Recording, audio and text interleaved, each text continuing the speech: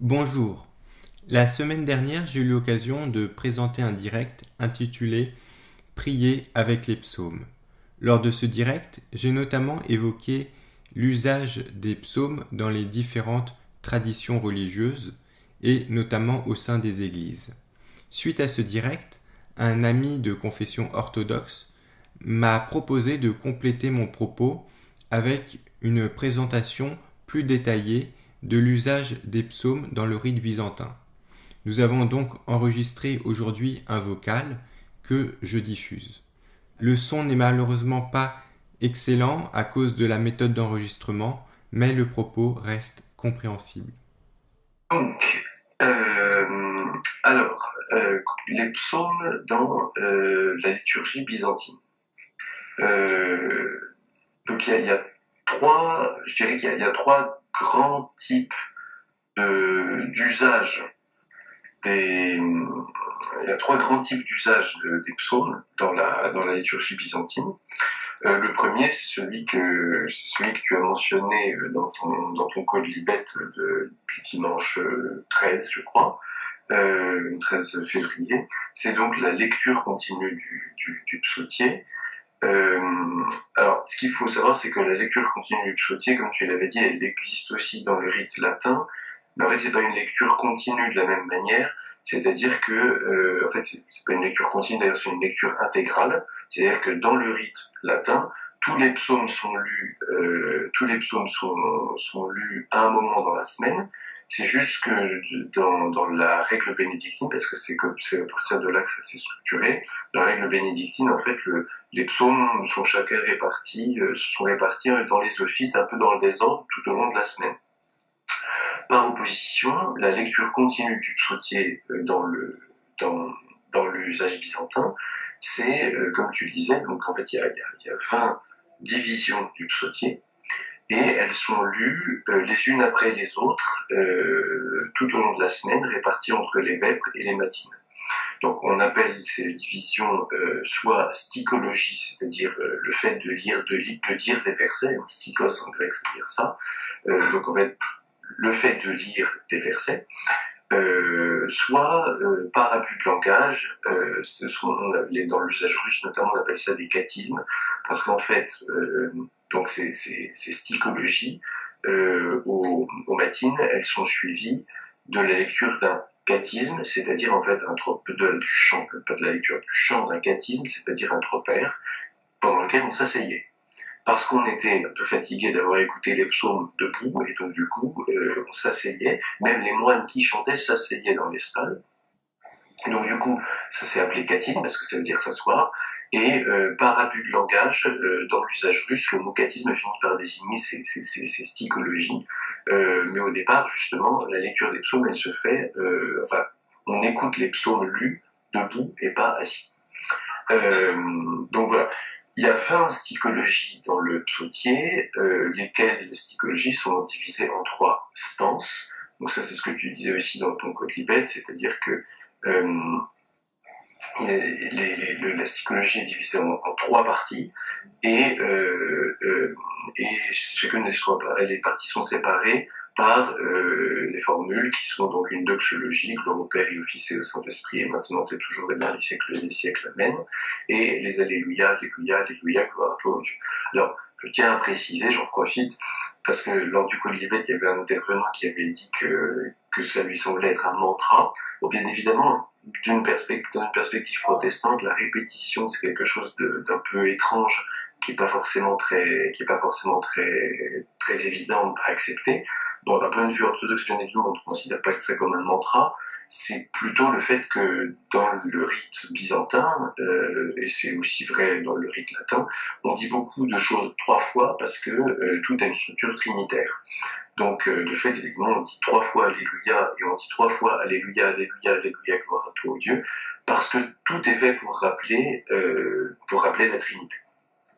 Voilà. Donc c'est pour ça en général qu'il y a des répétitions. Ça ne veut pas dire que tout est répété 3 fois. Il y a des choses qui sont dites une seule fois, il y a des choses qui sont répétées parfois 40 fois, qui sont 40 fois à certaines heures.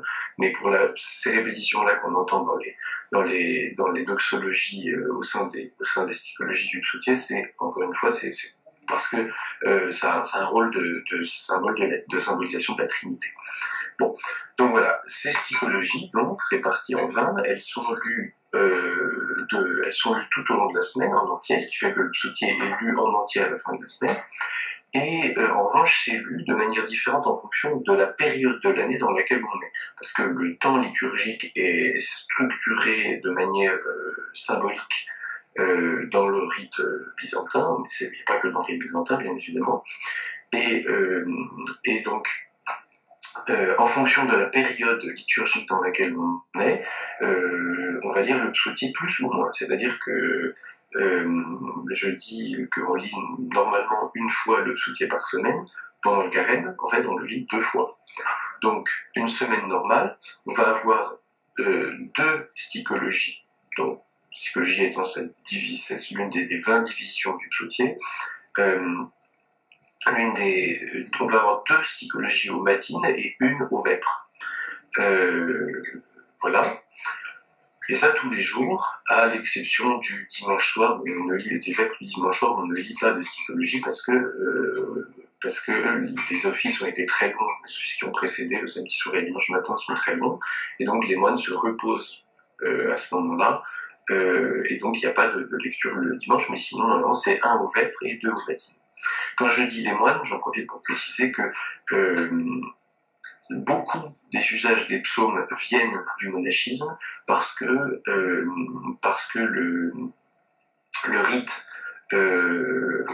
rite byzantin est un rite qui a été très influencé par les usages monastiques, et historiquement c'est surtout dans les monastères qu'on faisait usage des psaumes et qu'on lisait et qu'on récitait, par opposition à l'usage de la grande cathédrale de Constantinople, à Sainte-Sophie, où on chantait des textes qui n'étaient pas forcément issus des psaumes, mais qui étaient quand même des choses qui avaient été rajoutées sur les psaumes.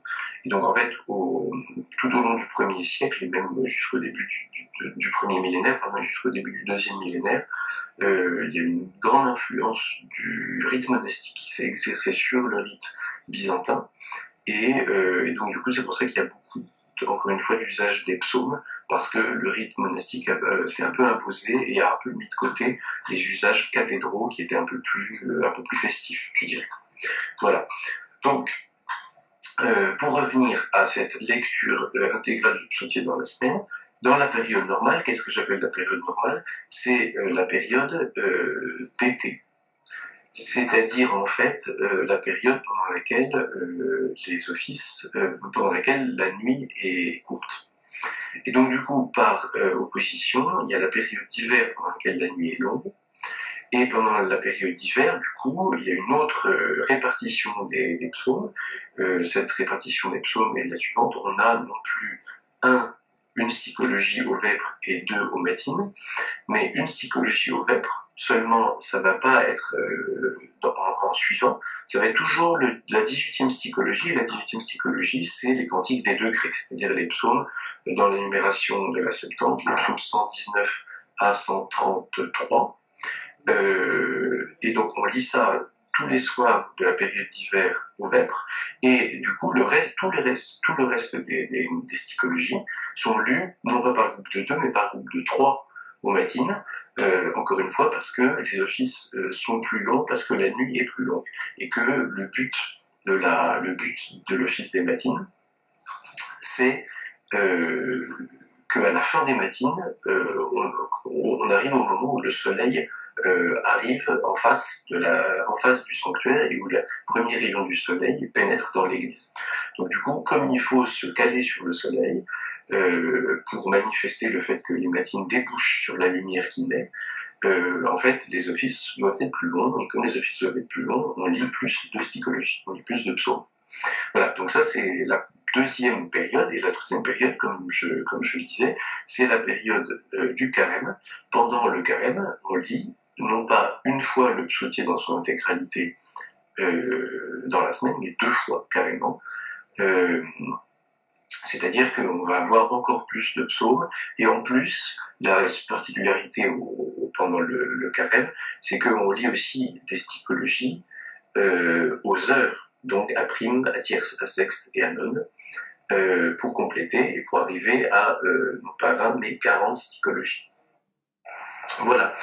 Donc ça c'est une chose importante, parce que c'est vraiment une partie structurelle du rite byzantin. On lit encore une fois tous les psaumes dans la semaine. Et la dernière chose que je dirais, c'est que il y a deux choses à dire.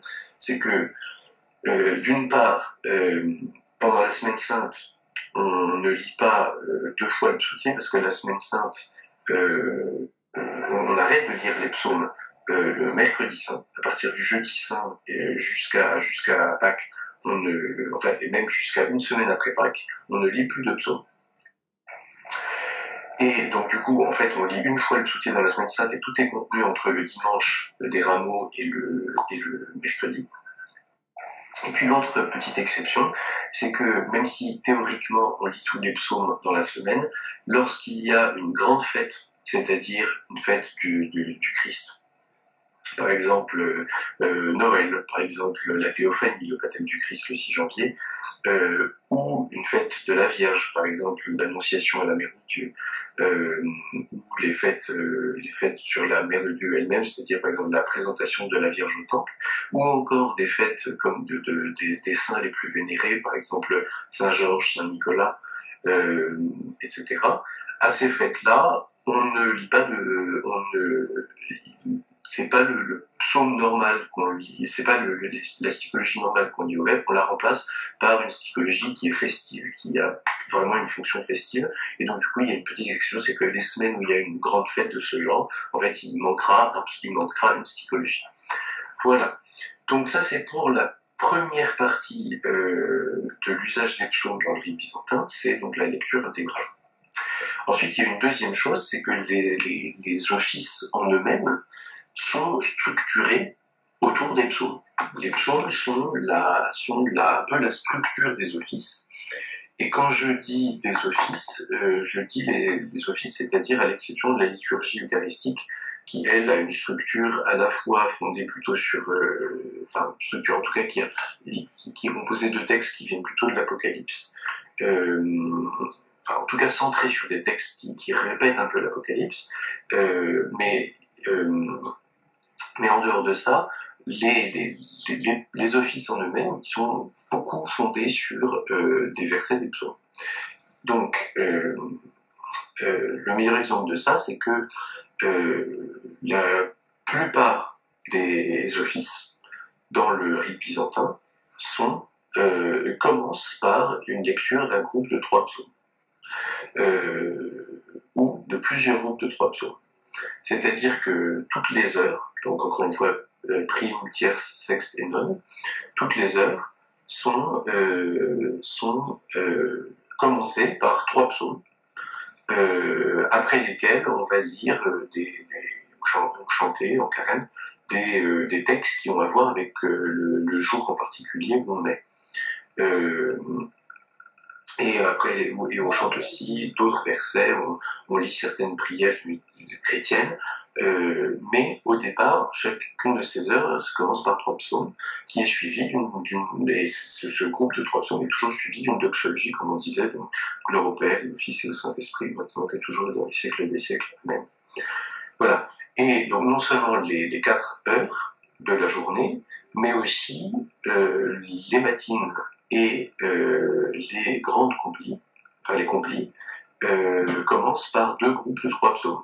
Alors les 2 groupes de 3 psaumes, parce que c'est 3 psaumes divisés par une doxologie, un groupe de 3 psaumes, une doxologie et encore un groupe de 3 psaumes, c'est ce qu'on appelle pour l'office des matines un hexapsalme, donc un 6 psaumes, un groupe de 6 psaumes, qui a une grande importance parce que dans la tradition orthodoxe, alors c'est une tradition avec un petit t, c'est pas vraiment quelque chose qui engage la foi de tous les fidèles, mais on dit que le Christ reviendra en gloire pendant l'hexapsalme, parce que ces psaumes sont vraiment l'invocation du Christ et un peu une règle de prière.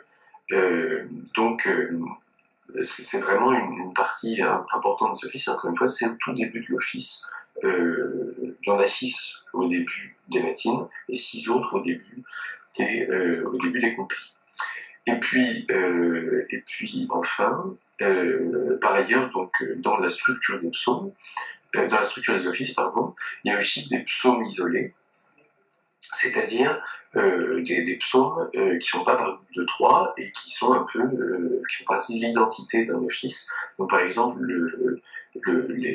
l'office de vêpres commence, alors c'est lu en semaine, c'est chanté le dimanche et aux grandes fêtes, commence par le psaume 103, encore une fois 103 dans la numération de la Septante, c'est-à-dire 104 pour la numération massorétique. Donc c'est la grande récapitulation c'est le psaume de la création. Et donc ça c'est au vêpres. Il y a un office qui est mobile dans la journée et qui peut éventuellement remplacer la liturgie s'il n'y a pas de prêtre pour la célébrer, qui comporte deux psaumes, le psaume 102 et le psaume 145. Les complis, en plus de cet hexapsalme dont je parlais, les complis sont divisés en 3 morceaux, et la deuxième et la troisième partie comportent aussi des psaumes qui sont pas par groupe de 3, qui précèdent des prières comme la prière de Manassé, ou ce qu'on appelle la petite doxologie, qui correspond au Gloria in excelsis Deo dans le latin, beaucoup plus long. Donc voilà, il y a beaucoup de parties des offices qui sont simplement la lecture des psaumes, et je terminerai par le psaume 50, qui est donc 51 dans la numération massorétique, le psaume 50 qui est en pitié de mon Dieu, selon ta grande miséricorde, qui est lu à tous les offices des matines, et qui est pareil un psaume extrêmement important, même si dans l'usage il arrive qu'on l'abrège et qu'on le saute tout simplement dans l'usage paroissial, parce que sinon ça a tendance à faire des offices très longs, et dans l'usage russe par exemple, un samedi soir, les vigiles du dimanche, ça peut déjà bien durer 2 heures, et il y a des paroisses même où ça dure 2 heures et demie. On a tendance à abréger, mais à part ça, le psaume 50 c'est quand même un psaume extrêmement important, et il est présent au milieu des offices de l'office des matines. Voilà. Donc voilà, les psaumes au sein, intégralement lus dans un office. Ensuite, il y a aussi des groupes de psaumes qui sont dans le rite byzantin, qui servent à introduire des chants, des hymnes chrétiennes, donc qui ont été écrites par des chrétiens dans le cadre de l'Église. Hein, c'est pas des psaumes, ça fait pas partie de l'Ancien Testament. Et donc, ces groupes de psaumes, il y en a 2 très importants. C'est le lucernaire au vêpres, c'est-à-dire le moment où on allumait les lampes parce que la lumière du jour avait disparu. Lucernaire voulant dire le moment où on allume la lumière, en latin. Donc, ce groupe de psaumes, c'est les psaumes 140, 141, 129 et 116. Je crois que j'en oublie aucun. Et les laudes à la fin de l'office des matines, qui sont composés des psaumes 148, 149 et 145. Voilà. Et donc, on commence par chanter le tout début de ce groupe de psaumes, donc un bout du psaume 140 pour les lucernaires et un bout du psaume 148 pour les laudes. Et ensuite, dans l'usage paroissial, souvent on abrège le reste des psaumes, donc on les chante pas, mais dans les monastères en général on chante tout ce qui suit, et on arrive à la fin de cette série de psaumes, et les 10 derniers versets ou 8 derniers versets, 10 pour le lucernaire et 8 pour les laudes, sont intercalés donc de ce qu'on appelle des stichères dans le rite byzantin, c'est-à-dire des hymnes qui justement vont parler du saint ou de la fête qu'on célèbre dans ce jour. Donc on va réciter le verset, et juste après lui, avant de passer au verset suivant, on va chanter un texte qui fait quelque chose comme 3-4 lignes, et qui développe le thème du jour. Donc soit c'est des louanges à un saint, soit ça va être un peu une forme de théologie chantée sur pourquoi on célèbre la Pentecôte pour qu'on célèbre la nativité du Christ, etc., etc. Et puis donc en plus de ça, il y a aussi au Matin et au Vêpres et au Matin des apostiches, c'est-à-dire des versets un peu choisis de psaumes, où bah, à nouveau on chante, on intercale du stichère, et là c'est pas relié à un groupe de psaumes en particulier, c'est juste 2 versets qui sont, ou 3 le dimanche, qui sont suivis de stichère. Voilà. Donc vraiment, les psaumes, on voit bien à travers ça qu'ils servent, ils sont vraiment structurants, ils sont ceux qui introduisent la louange du jour. La louange du jour change tous les jours, mais en revanche, ce qui fait la structure de l'office, c'est vraiment les psaumes. C'est pareil, les psaumes qu'on va lire en semaine ne sont pas les mêmes que les psaumes qu'on va lire le dimanche. C'est-à-dire que les versets qu'on lit à ces endroits-là, aux apostiches le dimanche, c'est des versets c'est des versets psalmiques qui annoncent déjà la venue du Christ, alors que les versets qu'on lit aux apostiches en semaine, c'est des versets de pénitence. Donc, encore une fois, c'est un usage des psaumes qui sert à justement symboliser, ça va symboliser la célébration du jour. Ça, c'est ce qu'on appelle dans les rites byzantins la mystagogie, c'est-à-dire que c'est quelque chose qui sert à introduire les fidèles, à faire rentrer les fidèles dans le mystère. C'est ça que veut dire mystagogie, on conduit les fidèles dans la découverte du mystère. Voilà, donc ça c'est un autre aspect de la structuration des offices par les psaumes, c'est justement donc c'est ces groupes de psaumes qui sont intercalés de stichère. Et puis il y a une dernière chose, c'est à l'office des matines, il y a après le psaume 50, avant le psaume 50, il y a des psalmodies spécifiques au jour. Alors, d'une part, le dimanche, c'est le dimanche, il y a un psaume entier très très long, le psaume 118, avec ses 176 versets qui historiquement étaient chantés dans son intégralité. Alors bien évidemment dans l'usage aujourd'hui on ne le chante pas dans son intégralité parce que c'est extrêmement long, mais en revanche l'usage a été gardé le samedi saint de le chanter dans son intégralité. Et ce qui tend à remplacer ça aujourd'hui, c'est un usage qui vient des fêtes, parce que le dimanche c'est un jour de fête, donc l'usage a un peu remplacé ce psaume 118. C'est l'usage de chanter les psaumes 134 et 135. Le psaume 135, c'est celui dont chacun des versets se termine par Car éternel est sa miséricorde. Et ces 2 psaumes, 134 et 135, c'est ce qu'on appelle le polyéléos, parce qu'il y a beaucoup le mot éléos en grec, le mot miséricorde. Et donc c'est un peu les 2 psaumes qui sont la pièce la plus emblématique des jours de fête. Voilà. À cet endroit-là, historiquement, c'était l'endroit où, en fonction du jour où on était, on chantait énormément de psaumes, de versets de psaumes qui illustraient la fête. Et donc, les jours de fête, après le polyéléos, on chante, en plus, des versets choisis d'un psaume à un autre, comme ça vraiment juste un verset pris dans un psaume et ils sont alignés, il y en a en tout une vingtaine, et dans l'usage russe on intercale ça d'une hymne très courte qui dit la louange qu'on doit au saint, c'est-à-dire par exemple si on dit Saint Nicolas, on va dire l'évêque de Miron ici, on va chanter nous te magnifions Père hiérarque Nicolas et nous vénérons ta mémoire sacrée car tu pries pour nous le Christ notre Dieu. Et ça, c'est intercalé entre des versets qui, pour un saint, donc il va y avoir des versets qui évoquent un saint évêque, enfin en tout cas qui préfigurent l'épiscopat, parce que bien évidemment il n'y avait pas d'évêque à l'époque, mais tous les psaumes sont vus encore une fois à travers l'exégèse qu'on a fait de l'Église, et donc comme une annonce du temps de l'Église. Donc tout est mis en place pour annoncer et pour servir encore une fois la louange chrétienne et la répartition du temps chaque jour de l'année avec son saint, sa fête, etc.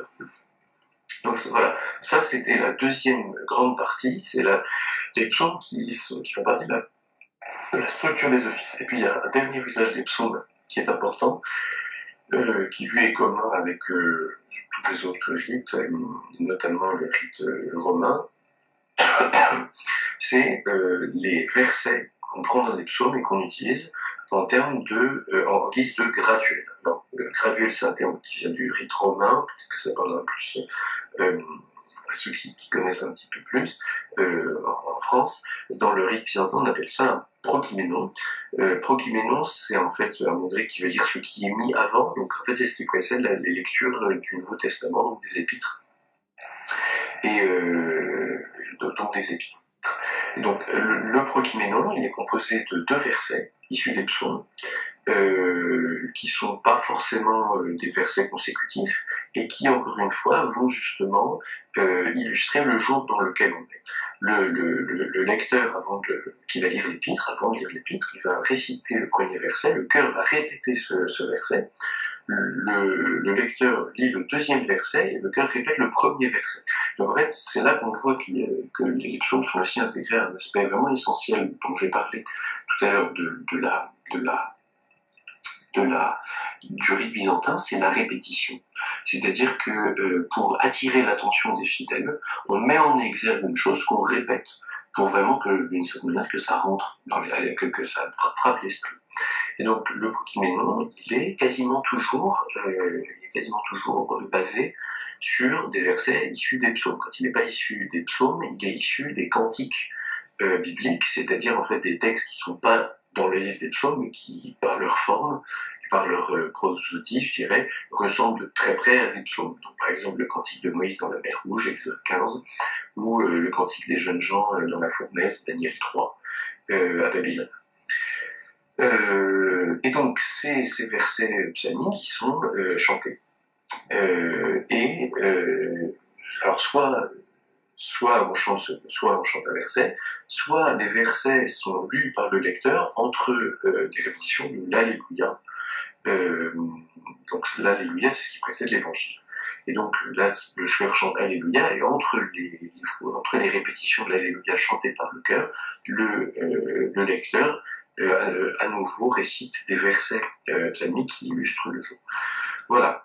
Donc il y a des psaumes qui sont lus pour eux-mêmes, il y a des psaumes qui structurent les offices, il y a des psaumes qui introduisent la louange du jour, et il y a des psaumes qui expriment même la louange du jour, et enfin il y a des psaumes qui introduisent les lectures. Voilà. Donc ça, c'est tous les usages du psautier dans le rite byzantin, qui encore une fois est vraiment fondé sur les psaumes comme, je dirais, matériaux de base de la louange des chrétiens.